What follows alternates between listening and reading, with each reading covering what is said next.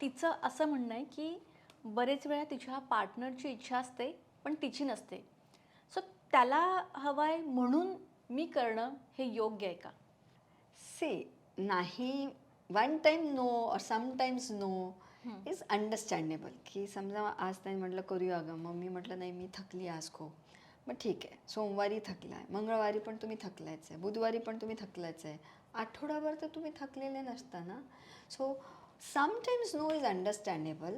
परत तुम्ही तो नो कसा मांडता, तो तुम्ही सभ्यरित्या नाही म्हटलं पाहिजे. काय तुझं असतं, सारखं हेच लागतं तुला, ह्याच्याशिवाय दुसरं काही नसतंच, दिवसभर काय चाललं काय नाही तू काही विचारत नाही आणि रात्री फक्त तुला हेच पाहिजे, ह्या भाषेत नो नाही जायला पाहिजे. किंवा एस्पेशली पुरुषांमध्ये, जेव्हा पुरुषांमध्ये काय कुणी असो, मला तुझ्यासोबत सेक्स करायचं आहे हे सांगायलाच पहिलं तर खूप धाडस लागतं. ते सांगितल्यानंतर जेव्हा रिजेक्शन येतं तर ते रिजेक्शन खूप असं मोराल डाऊन करतं. एकदा रिजेक्शन, दोनदा रिजेक्शन पर्यंत पण ठीक आहे, graceful rejection with some valid reason, की मला पाळी आली आहे आज, किंवा आज बाळ झोपलंच नव्हतं, किंवा आज ऑफिसमध्ये खूप ताण होता म्हणून मला आज नाही जमायचं आहे, इथवर पण ठीक आहे. पण the way you say no matters. And कधीतरी मग तुम्ही समोरून पण जाल की नाही विचारायला, की बघ मी मागच्या आठवड्याभर तुझ्यासोबत नाहीच म्हटलं, आता आपण करूया. Will not the partner understand, the partner will understand ना गं. कारण सेक्स ही नैसर्गिक बायोलॉजिकल नीड असते. नवरा बायको लग्नामध्ये हक्काच्या बायकोकडे नवरा मागणार. सिमिलरली नवऱ्यांचं पण असतं. तुम्हाला ऑफिसचा स्ट्रेस असेल, समजा तुमच्या लिंगाला ताठरता येत नाही आहे किंवा तुमचं पाणी लवकर गळतं, ह्या दोन रिझन्स पोटी तर पुरुष इतके सर्रास नाही म्हणतात बायकांना. मग तुम्हाला इरेक्टाईल डिस्फंक्शन आहे की नाही आहे हे चेक करून घेणं तज्ज्ञाकडे जाऊन, तुम्हाला पाणी लवकर गळतं तर का लवकर गळतं हे आयडेंटिफाय करून त्याच्यावर प्रॉपर काउन्सिलिंग कोचिंग घेऊन, बरं तुमच्या लिंगाला नाही पिक्चरमध्ये घेता पण सेक्स करता येतं ना, मग तुला आहे ना गरज तर मी तुला सॅटिस्फाय करून देतो चल, असं पुरुषांनीही म्हटलं पाहिजे. Because it is way painful बाईसाठी. आज आपण ज्या संस्कृतीत राहतो तिथं एका बाईनी हे मांडणं की मला सेक्स करायचं आहे, and I have so many cases जिथं बायकांना करायचं असतं पण नवरे वर्षानुवर्ष करत नाहीत.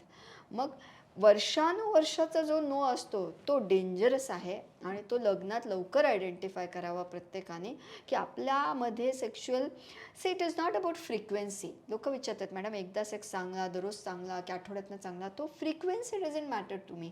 मी दररोज कॉफी पिते, ती पानसट अशी बिन चवीची कॉफी प्यायची दररोज, की एकदाची छान कॉफी पिते, ह्याच्यामध्ये पण फरक असतो. त्यामुळे नो कसं म्हणायचं हे महत्त्वाचं, समोरून इनिशिएट कसं करतात ते खूप महत्त्वाचं. सो मेनी केसेस हर्षाली जिथे लग्न झालेलं असतं, पुरुषांना त्यांची सेक्शुअलिटी माहीत असते की they are gay, they are not into females, त्यांना पुरुषच आवडत असतात, पण तरी मग तुम्ही बाईसोबत लग्न करता कारण घरच्यांना तुम्हाला नाही म्हणता येत नाही. असे तर एवढे केसेस आहेत.